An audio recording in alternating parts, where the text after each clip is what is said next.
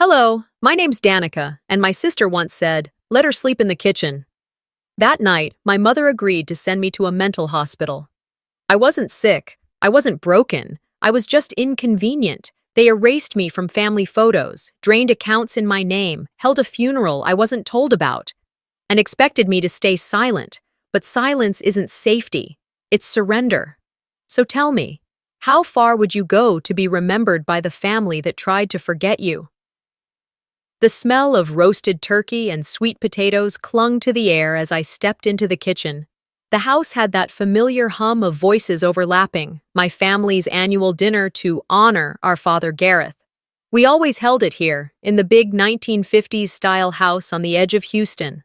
They all liked to call it Mom's house, but every square foot of this place had my sweat in it. Years of overtime checks, skipped vacations, and a personal loan I'll probably finish paying off when I'm 50. I'd been here since morning, chopping vegetables, running back and forth to the store when Verena forgot ingredients she'd sworn she bought. Even so, as I wiped my hands on a towel and glanced around, I felt a thin thread of hope. Maybe this year would be different. Maybe this year, they'd remember I was part of this family too. The kitchen smelled like cinnamon and brown sugar. The counters were crowded with serving dishes.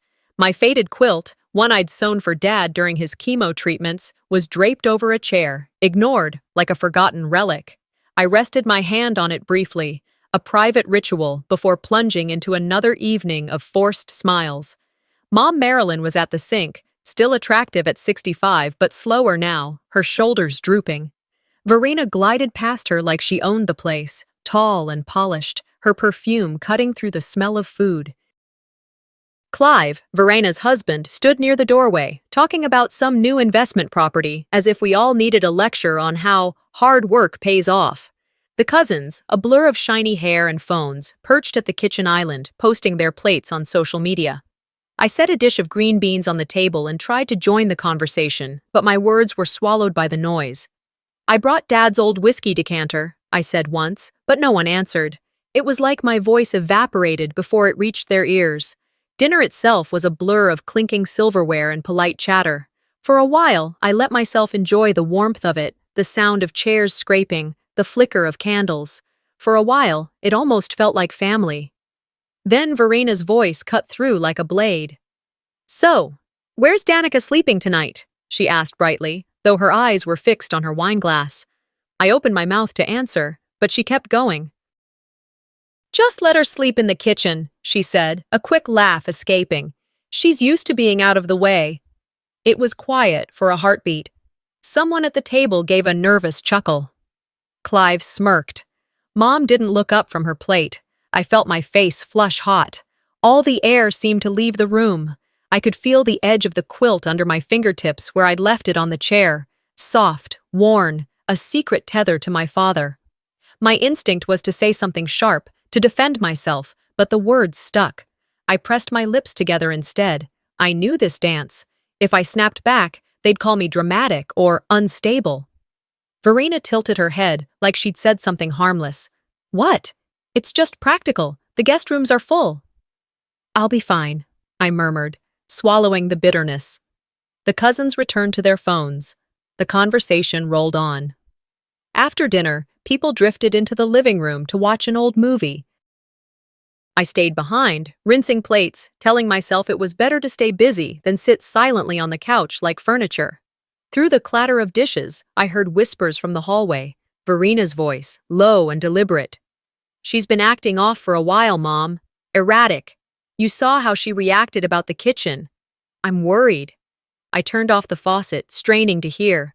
Mom's voice, softer, almost pleading. "I don't know, Verena. She's been under stress." "That's exactly it," Verena cut in. "Stress can trigger all sorts of breakdowns. You remember last winter? She was crying on the porch. I think she needs help. Real help." A pause. Then Mom's sigh. "Maybe a checkup." My heart thudded against my ribs. Breakdown? Checkup? They were talking about me as if I wasn't in the house. I stepped back, the edge of the counter pressing into my hip. What are they planning? I thought. Why are they saying these things? Their voices fell to murmurs again, just out of reach. and I stared at my reflection in the darkened window above the sink. My own eyes looked back at me. Tired, older than 33, but not broken, not crazy. I thought about the years I'd spent holding this family together, working double shifts to cover Dad's medication when insurance lapsed, turning down grad school to stay close when Mom's health faltered. Every time, Verena was too busy with career moves or weekend trips. Yet somehow she always emerged as the hero, the one holding the family together. I dried my hands, forced my breathing steady. I could almost hear my father's voice from long ago. "Don't sign anything without reading it, Danny. Don't let them write your story for you." The kitchen felt colder now, even with the oven still warm. The laughter from the living room sounded far away, muffled, like a TV in another apartment. I reached for the quilt, clutching it to my chest. The stitches under my fingers were uneven, made in the small hours of a night when Dad was too weak to sleep. From the hallway, Verena's words floated back, sharper this time. "We can't ignore the mental signs forever." Mental. The word rang in my ears. I closed my eyes, felt a tremor in my hands, but it wasn't fear, not entirely. It was something else, a spark, suspicion, awareness, the quiet click of an invisible line being crossed. The house had always been mine in ways no deed could show. Yet here I was, being treated like an intruder. I folded the quilt, set it down slowly, and looked toward the hallway. Their silhouettes moved, still whispering. That night, as I lay awake on the kitchen floor, I heard the phone call that would change everything. It was 2 a.m. when the house stopped feeling like mine. The tick of the old kitchen clock sounded louder than the refrigerator's hum. I lay on the thin blanket they'd left for me on the floor, eyes open, staring at the underside of the table. The quilt I'd folded was within arm's reach. My father's quilt. I kept touching it, as if the stitches might anchor me in place. Somewhere down the hall, the phone rang. Once, twice, then the click of the receiver. My mother's voice, faint but unmistakable. "Yes, this is Marilyn." Her tone was low, careful, like someone trying not to wake a sleeping baby. I pushed myself up onto my elbows, straining to hear. She paused, then whispered my name. Hearing it spoken like that, like a warning instead of a comfort, made my skin prickle. I held my breath. "Yes," she said again, the words breaking. "I think it's for the best. I'll sign it tonight." A chair creaked. Papers rustled. My heart thumped so hard it felt audible. Sign what? I thought. For the best? For who? I rose slowly, every joint stiff from the hard tile. The hallway stretched out like a tunnel. Mom sat at the end of it, the phone wedged between her ear and shoulder. A single lamp cast a yellow pool over the table. In front of her lay a thin stack of forms. "Dr. Isadora said it's temporary," she murmured into the phone. "She'll be safe there." I stepped closer, my bare feet silent. From where I stood, I could see the top page. My mother's handwriting curled at the bottom, still wet from ink. Marilyn Goss. Her hand trembled as she lowered the pen. The pen rolled, fell to the floor, and spun once before stopping near her foot. That image burned into me more than anything she might have shouted. She didn't even reach for it. I retreated before she could see me, back to the kitchen, back to my blanket. My knees gave out halfway, and I slid down the cabinet. A sound came out of me I didn't recognize, half laugh, half gasp. And my father had once warned me, his voice weary but steady. "Your mother's got a soft spine when it comes to Verena. Don't expect her to stand up." I had told myself he was exaggerating, but now, hearing her sign me away in the dark, I knew he'd been telling me the truth. I pressed the quilt to my face to muffle the sob rising in my throat. I didn't want Verena hearing me break. Not like this. Not when she was probably standing just beyond the doorway, savoring every second. The clock kept ticking. 3, 4. By 5, the house had gone eerily still again. My eyes were swollen but dry. The paper was signed. Whatever they had set in motion was on its way. A soft knock jolted me awake. Pale light leaked through the blinds. Morning. My body ached from the floor. "Miss Ray?" A man's voice, professional but impersonal. Another knock, firmer. We're here for Miss Ray. I sat up, heart hammering. Through the window, I could see a white van in the driveway, engine idling. And two men stood at the door, wearing pale uniforms, holding clipboards. Behind them, on the porch, Verena sipped coffee from a travel mug, her hair perfect.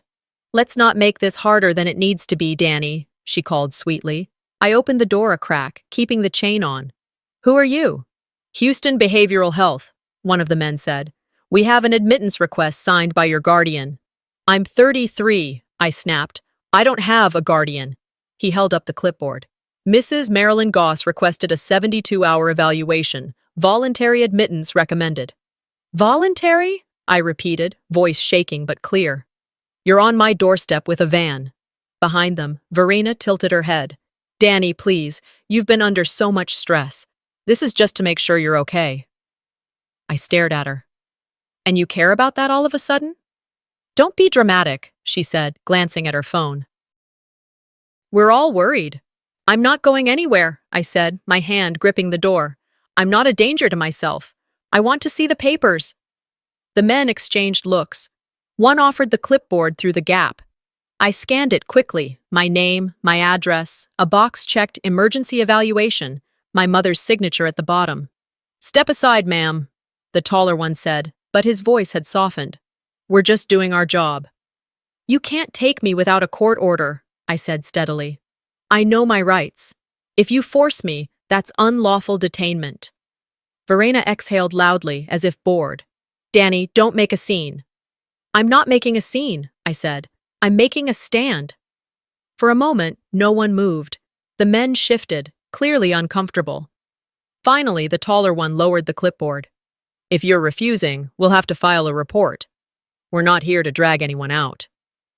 "Then go," I said quietly. They hesitated, then turned back to the van. Verena muttered something under her breath and walked toward the street, phone pressed to her ear. The door clicked shut. My hands were shaking, but not from fear, from clarity. I walked back to the kitchen. The blanket lay where I'd left it. On top of it now sat a folded piece of paper. My mother's handwriting covered the outside. 3 words. "Forgive me. Please." I picked it up, my throat tight. That note broke me more than any padded room ever could. That note broke me more than any padded room ever could. I sat on the edge of the bed, the morning sun slicing through the blinds like quiet accusations. The crumpled paper trembled between my fingers. I had read the words a dozen times now, and they still didn't feel real, as though my brain had split itself into 2 parts, one that screamed betrayal and another that numbly tried to make sense of it. "She's not stable. Let her stay in the kitchen. It's safer that way. We'll talk to the doctor about options soon." The handwriting was unmistakably Verena's. Neat, cold, final. I folded the note slowly, as if gentleness could undo the violence of its message, and slipped it into my pocket like contraband. I could feel it there, an ember of truth burning through the thin fabric of my clothes. The house was quiet, eerily so. Verena and Clive were gone, likely left early for groceries or perhaps to avoid the awkwardness of seeing me after last night. Or maybe they just didn't want to be confronted by the person they were trying to disappear. I made my way to the kitchen. The scent of coffee grounds lingered in the air, already stale. I brewed a weak cup, not because I wanted caffeine, but because the ritual helped me think. Something about the way the machine sputtered and steamed made me feel like I still had a say in my own morning. I wrapped both hands around the mug and sat by the counter, letting the heat sink into my skin. The quilt I'd used last night lay bunched in the corner, abandoned like I'd been. My gaze drifted to the window. My reflection stared back, hair messy, eyes shadowed, mouth in a grim line. But there was something else now, a glint, an edge, the beginnings of resolve. After finishing the coffee, I cleaned as a way to quiet my mind. I scrubbed the counters, wiped down the sink, and straightened the spice rack that had always leaned just slightly to the right. As I reached behind it to adjust the frame, my elbow knocked one of the jars loose. It wobbled, then fell. The sound wasn't loud, a soft thud followed by the muted shatter of ceramic on tile. Dried herbs spilled across the floor in a fragrant mess, but there was something else, too. Tucked beneath the leaves of thyme and rosemary was a small, wrapped bundle. I crouched down, heart racing, and pulled it from the debris. My fingers worked carefully through the tissue. A flash of silver. A USB voice recorder. I didn't breathe. Not for a long moment. It was small, almost ordinary. But nothing about this discovery felt random. Someone had hidden it. Someone had chosen that jar, that corner. And now it was in my hand. I clutched it tightly and moved upstairs. My laptop, ancient and temperamental, whirred to life as I booted it up. I plugged the recorder in, my hands trembling just enough to make the task frustrating. The device blinked once, then a file appeared. I clicked it, static, then voices. Verena's first. Calm, deliberate. We just need to get her out for a while. She's too involved. She'll ruin everything. Then Mom's voice, hesitant, smaller than I'd ever heard it. I don't want to hurt her. I paused the recording, pressing both palms to my face. My lungs heaved for air that wasn't there. It wasn't in my head. It wasn't my imagination. They really were planning to get rid of me. Not gently, not lovingly, strategically. I hit play again, and this time I didn't stop until the file ended. My ears rang when it did. I leaned back, letting the plastic frame of the chair dig into my spine, the weight of the truth anchoring me like iron. I wasn't unstable. I was inconvenient. I stood and walked to the living room, needing movement. Above the fireplace hung a large, framed photograph. Our family. Everyone beaming. Everyone positioned just so. Except, something caught my eye. I stepped closer. My face, my entire head, had been scratched out with a single, deliberate stroke. It wasn't fresh, but it wasn't old either. A faint, ghostly line, as though someone had taken a key or knife and carved me out of the memory. The photo was from Dad's retirement party. I had organized every detail, hired the catering team, printed the menus, even picked the playlist that had played through the evening. I remembered the exact moment this photo was taken. I had stood right between Verena and Mom, arms loosely around their waists. Now, I was a phantom, and with that erasure, memories surged. The first time I saw Verena switch the name tags at a charity dinner, making sure mine was placed at the far end of the table. The way Mom always introduced me after Verena, as though I was the footnote. The time they rearranged the family seating chart for Christmas dinner, Verena beside Dad at the head of the table, me closest to the kitchen door. Each memory, once brushed off as minor, now burned with clarity. I backed away from the photo, breath short, eyes wide.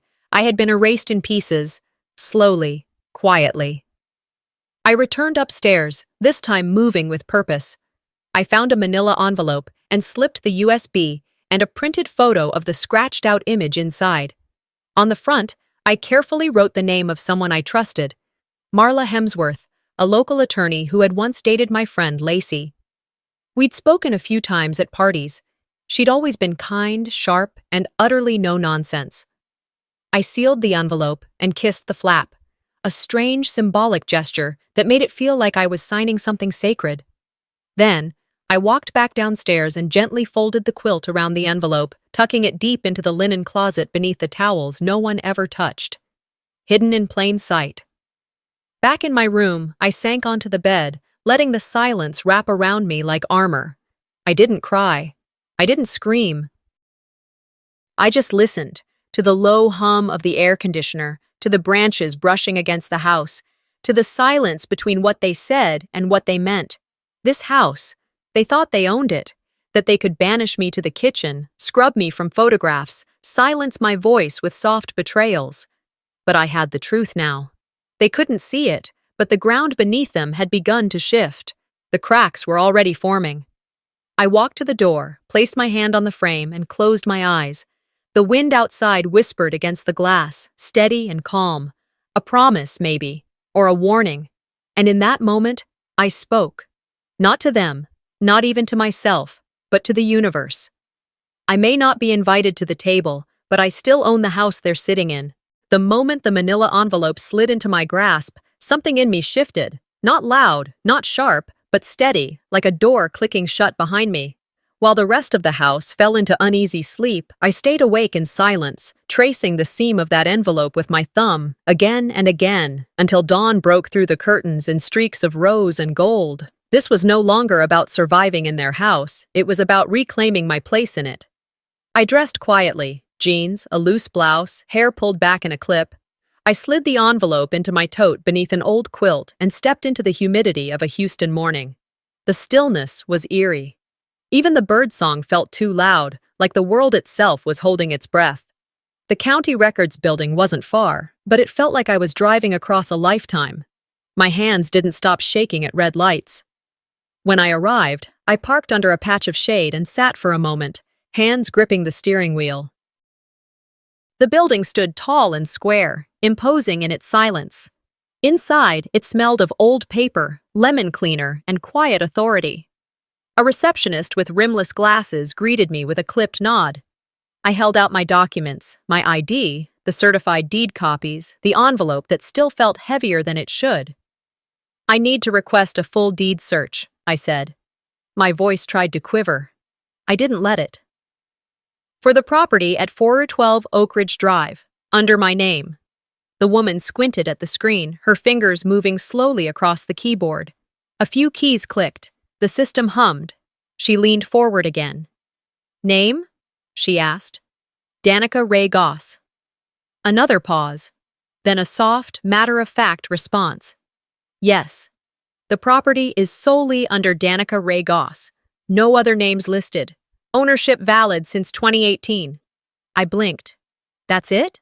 I asked, my voice quieter now, like a child expecting to be told they imagined the truth. She nodded, eyes neutral. "Yes, ma'am. It's all in your name." "Would you like a printout?" I nodded, stunned. As she handed me the copy, complete with official seal and embossed watermark, my fingers trembled around the edges. I slid it into a plastic sleeve from my tote like it was something sacred. All these years, they lied to me. Back in the car, I held the deed up to the windshield. Morning light cut through the trees, reflecting against the golden seal. I read it again. My name, not Verena's, not Mom's, just mine. For a long moment, I didn't move. Then I smiled, faint and slow. Not from joy, but from recognition. I wasn't powerless. I never had been. I'd just been convinced I was. I drove back with purpose now. The engine purred beneath me like an old friend. As I pulled into the driveway, I saw the front door cracked open, curtains rustling from a ceiling fan. Mom's car was gone. Verena's perfume hit me before her voice did. Something expensive, overbearing, just like her. She stood at the kitchen island in her robe, tapping away at her phone. She didn't hear me at first. I stepped in, holding the document like a truth no longer willing to hide. "Verena." She looked up, brow arched. "Danny?" I held up the deed. "This house. It's mine. Legally. Fully. You've been living in my house." She gave a soft laugh, the kind that used to slice through me like a blade. "That's cute, Danny. You finally did your homework. Congrats. You all said it was Verena's, that she inherited it, that I was only here because she allowed it." Her smile thinned. "Does it really matter whose name is on a piece of paper when you're still sleeping on a floor?" "It does now," I said. "Because I choose where I sleep, not you." Verena stepped back, folding her arms. "Look, just because it's under your name doesn't mean we're going to pretend you're suddenly in charge of anything." "I don't need to be in charge," I said softly. "But I'm done being erased." For a moment, her face betrayed something. Uncertainty, maybe fear, but it was gone as quickly as it came. "Fine," she said, scoffing. "But don't expect to be included in anything. You're still difficult." I didn't reply. I didn't need to. I turned and walked outside. The backyard was quiet, the fence casting long shadows across the grass.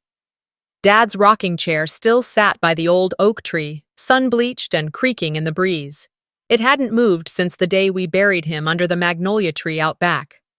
I sat down beside it, deed in one hand, the unopened envelope stack in the other. That was where I found the invitation. A photo buzzed through my phone. The memorial invite, elegant script, floral border. Under honored family members, my name wasn't there. Tears came then, burning and silent, not because I wasn't invited, but because I still let it hurt. I stared at the names listed: Verena, Mom, 2 aunts, even a cousin I hadn't spoken to in years. But not me. I stood up, clutching the letter. My fingers trembled as I opened my messages and typed, "I won't be attending the memorial you planned without me, but I will be at the reading of the will, since it concerns my property." I hit send. From the kitchen doorway, Verena's voice floated out. "What's that supposed to mean?" I turned slowly to face her, the weight of generations lifting from my spine. "It means," I said, "let's find out who really belongs here." She didn't answer. She couldn't, because for the first time, I wasn't asking to be seen. I was declaring I already was. Sometimes silence is strength, but today, my silence would be their comfort, and I'm done giving them that. I closed the back door softly and walked down the hallway, the echo of my own words still burning in my chest. Upstairs in my room, the air felt heavy, warm from the day's heat, but cold with a new kind of certainty. I set the phone down and sat at the desk where my old laptop hummed faintly. The glow from the screen lit up the edges of the quilt folded on my bed. It smelled faintly of cedar and old paper, the scent of Dad's tool shed where I'd hidden so many secrets as a kid. My fingers hovered over the keyboard. For hours, I had swallowed every slight, every exclusion, telling myself it wasn't worth fighting. But now the proof sat in my tote bag: deeds, photographs, recordings. My pulse steadied. I opened a new email window, dragged in every file, and renamed the folder, in case anyone forgot who I am. I began typing addresses. One by one, I filled the to field with the names of people who had looked me in the eye and then looked away. Aunts, uncles, second cousins, Mom's old church friends, even Verena's book club, all of them. My fingers trembled, but my breath stayed even. In the message body, I wrote only one sentence: "I don't need to prove anything anymore. But the truth deserves light." I stared at the blinking cursor, feeling the weight of everything pressing at the back of my eyes. Then I pressed send. The whoosh of the outgoing mail was barely audible, but inside it felt like a bell tolling. I leaned back, eyes closed. For a moment, the room felt weightless. Then my phone buzzed, again and again, notifications flashing across the screen. Group chat threads exploded. Family text chains I'd been muted from for years suddenly alive. Messages poured in. Aunt Lila. "Danny, what is all this?" "Are you okay?" Cousin Mark. "Holy hell, is this real?" Mom. "You didn't need to do this like that."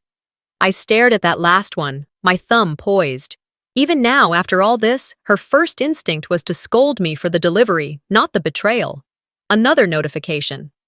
"Verena. Nice stunt. Are you trying to embarrass everyone?" I typed nothing.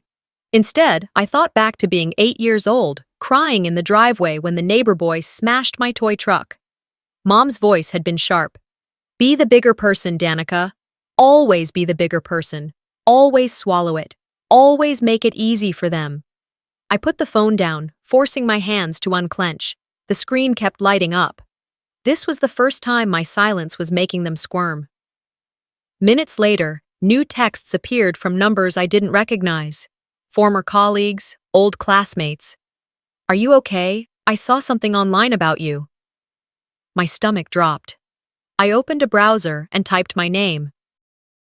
There it was, fresh posts on community boards, whispers on Facebook groups. She had a breakdown years ago. She's unstable. Suicide watch in college. Lies. "They couldn't silence me, so they tried to stain me," I murmured. My hands trembled, but not with panic, with anger, sharpened now. I scrolled further, seeing Verena's friends liking and sharing these posts. The smear was deliberate. I picked up my phone and dialed a number I hadn't used in years. It rang twice. "Dr. Heller," a familiar, warm voice answered. "Dr. Heller, it's Danica Ray. I need to ask you something." A pause, then a soft intake of breath. Danica, I've been thinking about you. They're spreading lies, I said, my voice clear but low. They're saying I had a breakdown, that I was on suicide watch. It's not true. If this escalates, would you be willing to make a statement? She was quiet for a moment. Then, Danica, I always told you, truth doesn't need a megaphone. But if they force your hand, I'll stand with you. I'll confirm what's real. My eyes burned, but my lips curved. Thank you. After the call ended, the house seemed strangely still. Downstairs, I heard the faint clatter of Verena in the kitchen, her voice on the phone again, sharp and clipped. I let it wash over me. On my desk lay a stack of paper, blank on one side. I pulled one out and began writing in my own hand, not to the family, not to the world, but to my father. I told him everything. The envelope, the deed, the photo, the smear campaign. I told him about the rocking chair still on the porch, the way it creaked when the wind shifted. I told him I was done staying quiet. By the time I finished, the letter was several pages long. I folded it carefully and carried it downstairs to the garage, to the old red toolbox he had left me. I lifted the lid. It smelled of oil and cedar. I placed the letter inside and shut it gently. This isn't revenge, I whispered. This is reclamation. The words settled in the air like dust motes. If they thought I'd step back, they'd clearly forgotten who taught me to stand up. If they thought I'd step back now, they clearly forgot who taught me to stand up in the first place. That thought steadied my breath the next morning as I drove downtown. The city skyline rose in front of me like a row of steel sentries, indifferent but looming. I pulled into the multi-level parking garage across from my bank, killed the engine, and sat in silence. Beneath the low ceiling, I could hear other cars rolling by, the echo of hurried footsteps on concrete. It was early still, early enough that the Texas heat hadn't turned my car into a furnace yet, but there it was, a bead of sweat trickling down my temple. Not from the heat. I reached across to the passenger seat, grabbed the envelope that held everything, account numbers, IDs, copies of past statements I had managed to scrape together, and stepped out. Inside, the bank was unnaturally quiet, cool, overly polished. The air conditioning pumped cold, lemon-scented air through the space, mingling with the faint smell of printer ink and coffee. Customers chatted at teller windows, but I walked straight to the glass offices in the back. A young man with a navy blazer and a polite but practiced smile stood to greet me. His name tag read, Elliot. Ms. Goss? That's me. I kept my voice level. Inside, my stomach churned like a storm about to break. He led me to a small office with glass walls and motioned for me to sit. The chair gave too much, like it wanted to swallow me whole. I need to review all accounts under my name, I said, sliding the envelope toward him. Everything, and anything that's ever been attached to me, even if just for a second. He blinked once, caught off guard, but he nodded, respectful. Sure, let me pull up your profile. The quiet tapping of his keyboard filled the room, every click echoing louder than it should have. I looked past him, toward the window, reflecting back my own image. No makeup, hair pulled tight into a ponytail, face pale but eyes sharper than I remembered. I had once tried so hard to disappear for their comfort. That girl was gone. Elliot's voice pulled me back. Okay, here's your main account, but there's something else. A secondary savings account opened 6 years ago in your name, with a co-owner, Clive Harrison. I froze. Clive? I repeated. My stepfather? Yes, ma'am. It's right here. The application has your signature on it. It says Family Medical Consolidation in the notes. Looks like a large sum was moved there to pay medical bills. But over the past 2 years, the entire balance was transferred, drained, really, into a separate account held only under Mr. Harrison's name. I stared at the screen, heart thudding in my ears. My name, my money, vanished. I remembered the kitchen table, the pile of papers Verena handed me. Just temporary, she'd said. Oh, for Mom's prescriptions. You can trust me. I had been exhausted, grieving, stupid. If you didn't authorize these transfers, Elliot said, gently now, you'll want to file a fraud complaint. I can print all of this for your records. Please. My voice didn't shake, but my hands did. I watched as the printer spat out page after page. Statements. Forms. A copy of my own signature used against me. Not forged, just manipulated. I had trusted them. They had cashed it in. Outside, back in the parking garage, I sat in my car gripping the stack like it was fire. I didn't cry. Instead, I heard my father's voice, gruff, amused, firm. Never co-sign anything you haven't read, sweetheart. Doesn't matter who's asking. He'd warned me. And I'd ignored it because I thought, despite everything, family meant safety. I leaned back and stared up at the dark gray concrete ceiling above. The shame clawed at me, hot and ugly. But beneath it, something stronger stirred. A steel resolve I hadn't touched in years. Later that afternoon, I arrived at the community center. The memorial service had been delayed twice, once for scheduling, once for convenience. But today, Verena finally got her moment to shine. I parked far from the entrance and watched for a while. Neighbors in dark blazers, Mom's old friends, distant relatives who once sent me birthday cards and now barely remembered my name. They flowed through the doors, slow and respectful, hands folded, mouths tight. Inside, the room was too cold, the scent of carnations and burnt coffee overwhelming. I stood in the back, unnoticed at first. Verena stood near the podium in a fitted black dress, every blonde strand of her hair smooth and intentional. She held the microphone like she'd been born for it. "Dad was a pillar," she said, her voice syrupy sweet. "He loved fiercely. He taught us the importance of loyalty, of showing up." I scanned the slideshow playing behind her. Photo after photo of Dad, laughing beside Verena, hugging Clive, smiling with Mom. Frame after frame. Birthday cakes, Christmas trees, graduations. Not one included me. My breath caught in my throat. I wasn't just forgotten. I was erased. Verena's voice continued. "And I want to thank everyone who supported me as I cared for him in those final years. Thank you for recognizing who was truly there." Applause. Nods, a soft amen from someone in the front row. And then I stood. The chair's squeak cut the room like a blade. Verena's eyes locked onto mine. "The dead don't speak," I said clearly, "but they remember." A hush spread like wildfire. Heads turned. Murmurs bubbled up, unsure and awkward. Verena blinked, stunned, her mouth half open. I didn't wait for her to recover. I walked the aisle, slow, certain. As I passed the screen, a new slide flickered into view, another family memory without me in it. I caught my own reflection in the black edges of the screen. Present, visible, undeniable. Outside, the sunlight hit hard. I slid into my car, shut the door, and exhaled. At a red light 2 blocks down, I reached into my bag, pulled out my phone, and took a photo of the documents. That evening, I sent the originals to my lawyer. No return address. Just a note that read, "Client requests discretion. Expect follow-up."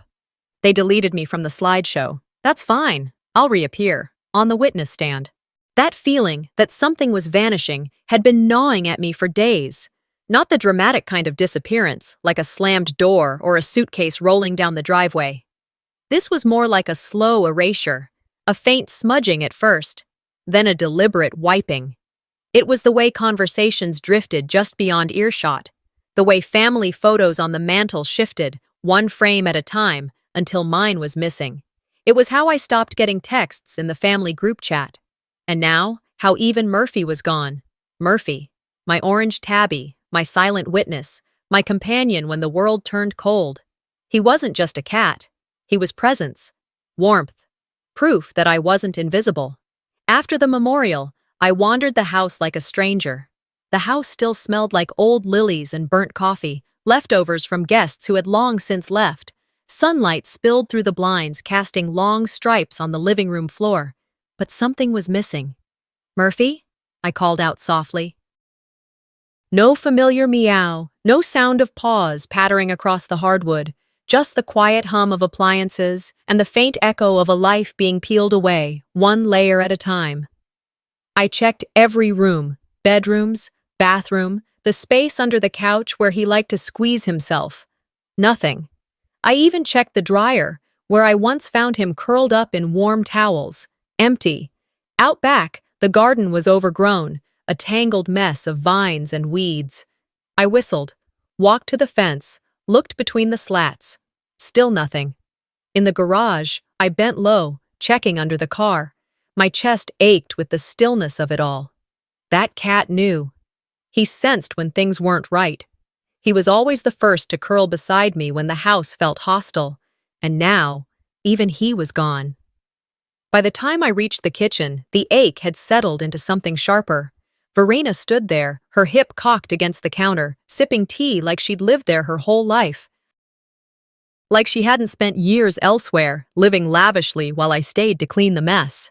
She flicked on the overhead light and said, almost too casually, "Maybe the cat finally got tired of being around crazy energy." The words hit me like a slap. I stared at her, stunned. "Don't talk about him like that," I said. She gave a slight smirk. "Oh, relax, it's just a cat. Things change. People change." I clenched my jaw and turned away. I didn't trust myself to stay calm. Her tone was too smug, too knowing, like she enjoyed watching me unravel. That night, she insisted we sit down for dinner. "As a family," she emphasized, loud enough for the whole house to hear. I didn't want to go. My instincts screamed to lock my door, but I walked in anyway. The dining room was glowing under the chandelier. The table had been set too neatly, too deliberately. Mom sat at the head, her expression blank. Verena and Clive sat flanking her like sentinels. I took the seat at the end, the only one left. Verena stood with her wine glass raised. "To those who've stayed," she said, "thanks for dealing with the last few weeks of nonsense." Clive gave a dry chuckle. "We made it through," he mumbled. The silence that followed felt thick. Then Verena added, "And as for that lingering presence in the kitchen, I think we've all done enough pretending." Her eyes never looked directly at me, but her words sliced like razors. Clive laughed, louder this time. Mom's fork clattered against her plate. Something inside me cracked. I was done playing their ghost. Done pretending I didn't feel every inch of their coldness. Done swallowing my voice. I sat up straighter. The pressure in my chest became fire. "Say it again," I said, my voice calm but seething. "Say it to my face, Verena." The room froze. Verena hesitated, her mouth slightly parted. I stood, my hands gripping the edge of the table. And then, with precision and fury, I hurled my plate across the room. It shattered into shards against the floor. A burst of ceramic like thunder in the silence. "Say it again," I growled, "while I stand over your mess." Verena stepped back, her face draining of color. Across the table, Aunt Maureen gasped. Clive stopped smiling. Mom said nothing. She just stared at the smear of food on her plate, as if the chaos didn't exist.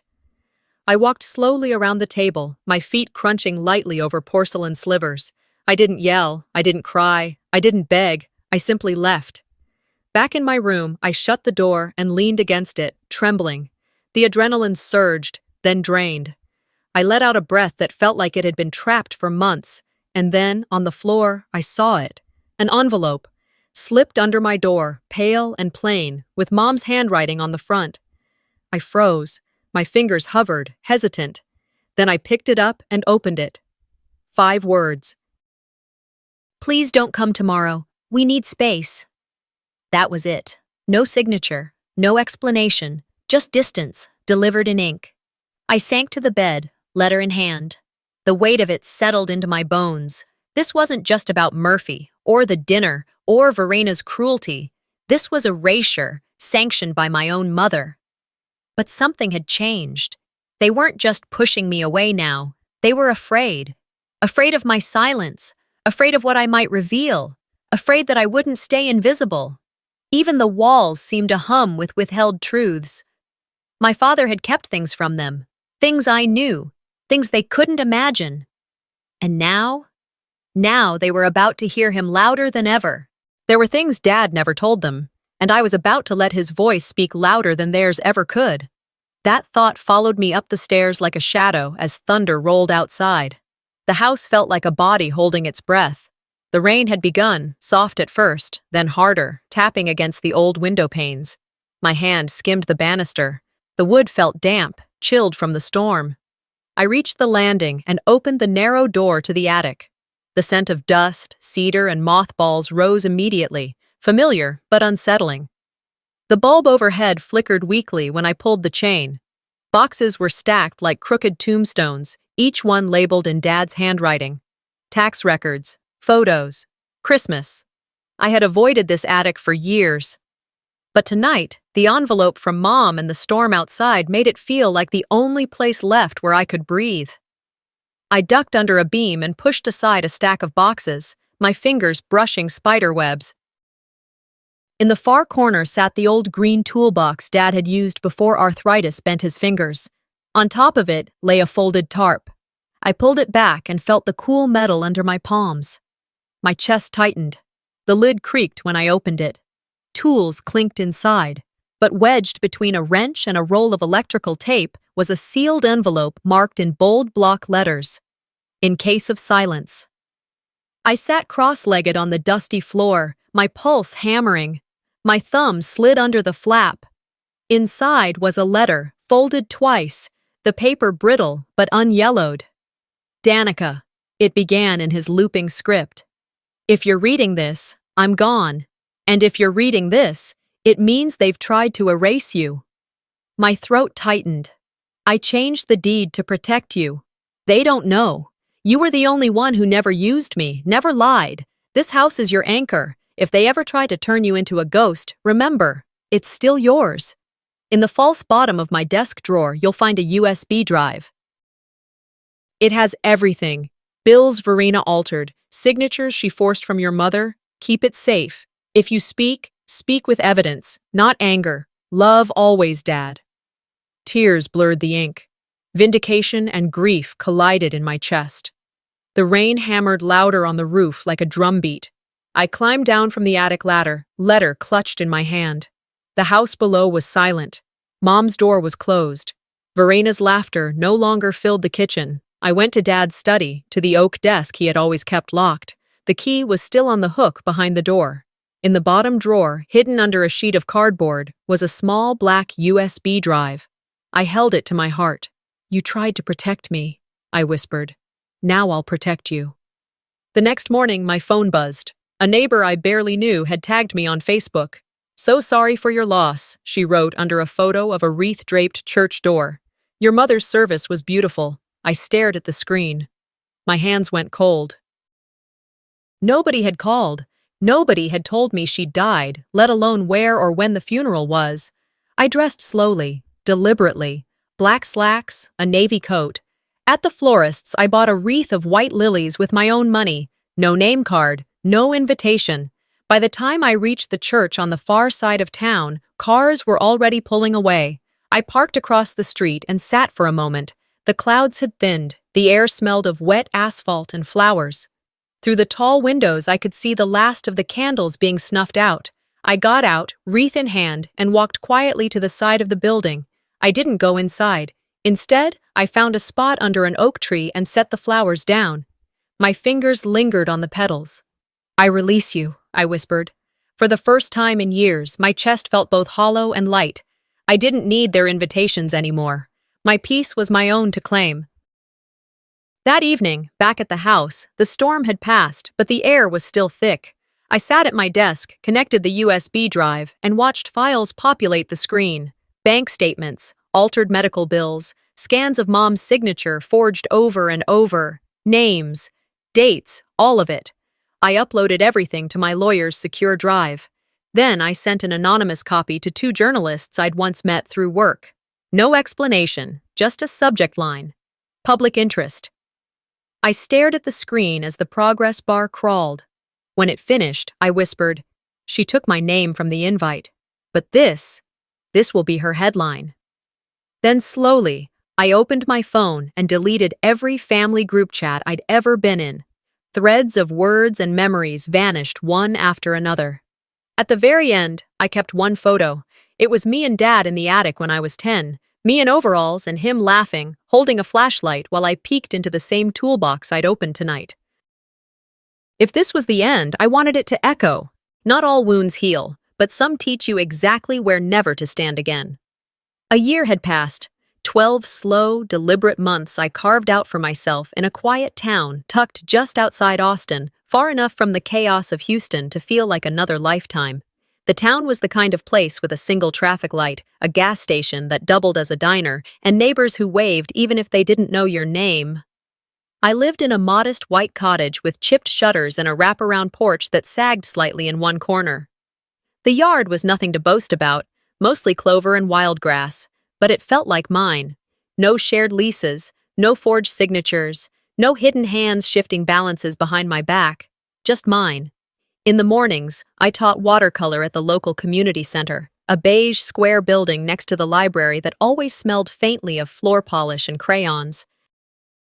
My class was a mixed bag, teenagers with tangled earbuds and open hearts, middle-aged women chasing their first creative passion, and retirees whose hands trembled with age but steadied with each stroke of the brush. I never advertised the class. I didn't need to. One neighbor told another, who told a cousin, who dragged their friend along. That's how the room filled each week. That's how healing spread. In ripples, not headlines. One morning, during a break between landscapes and self-portraits, I found myself saying it aloud to the class. They took my old story, I said. Not bitter, not broken. So I started painting a new one. The room fell quiet, the kind of silence that comes not from awkwardness, but understanding. Then someone nodded. Someone else smiled. And just like that, the world tilted forward again. I didn't let many people in. Clara, my neighbor, was the only one who truly crossed the line from acquaintance to friend. She came by every Sunday with a pitcher of iced tea, sweet, with mint leaves from her garden, and stories about her granddaughter's school drama or a new recipe she'd tried and mildly ruined. We didn't talk much about my past. We didn't need to. Her company was enough. Laughter on the porch, Murphy the cat weaving between our ankles, the sun slipping down behind the pecan trees. That was all I needed. Meanwhile, the rest of it unraveled without my touch. Verena had been formally charged with financial fraud, document falsification, and coercion. Her carefully cultivated image, warm, devoted daughter, crumbled under the weight of cold facts. My lawyer sent me updates, though I rarely asked, screenshots of court filings, transcripts, photos from news outlets where her smile looked forced and her eyes betrayed the panic behind her powder. Clive didn't fare any better. His shell company, once a neat funnel for misappropriated funds, was now under IRS scrutiny. There were whispers of back taxes, suspicious invoices, and falsified vendor reports. He tried to vanish into the background, but justice has a long memory and longer reach. I never appeared in court. I never needed to. The evidence, the USB drive, Dad's handwritten letter, the printed bank records, spoke louder than any testimony I could have given. My name remained out of the papers, but my truth was etched into the proceedings all the same. One afternoon, I received a letter postmarked from Houston. No return address, just my name, typed neatly on the front. Inside, a packet from the executor of Mom's estate. Dry legal language. No apology, no acknowledgement. But tucked inside the folds of the envelope was something that made my breath catch, a small, tarnished gold locket. I turned it over in my hand. The edges were worn, the clasp stiff from years of neglect. I opened it gently. Inside, a tiny photograph. Me, maybe a year old, nestled in Dad's arms. He was smiling, really smiling. I had never seen that photo before. Etched on the inside cover were 2 words. My anchor. I stared at it for a long time, sitting at the edge of the riverbank behind my cottage. The water moved slowly over moss-covered stones. The breeze rustled the tall grass around me. I held the locket between my fingers like it might float away. She had given me nothing, not safety, not protection, not even kindness. And yet, here was this, proof that, at least once, I had mattered. I cried, but not out of pain. It was something deeper. Something like closure. A few weeks later, as summer waned, I returned to the riverbank. Just me, the locket, and a quiet sense of peace. I sat cross-legged in the grass, letting the late afternoon sun warm my face. That's when Murphy appeared. My orange tabby, gone for nearly 9 months, limped out from the brush like a ghost. Thinner, slower, but unmistakably him. He didn't meow. He simply walked up and pressed his head against my leg, like no time had passed at all. I set the locket beside me in the grass and reached down, stroking his fur. He purred, hoarse but steady. I broke then, leaning over him, letting the tears fall freely. It was the first time I'd cried without shame, without needing to hide it.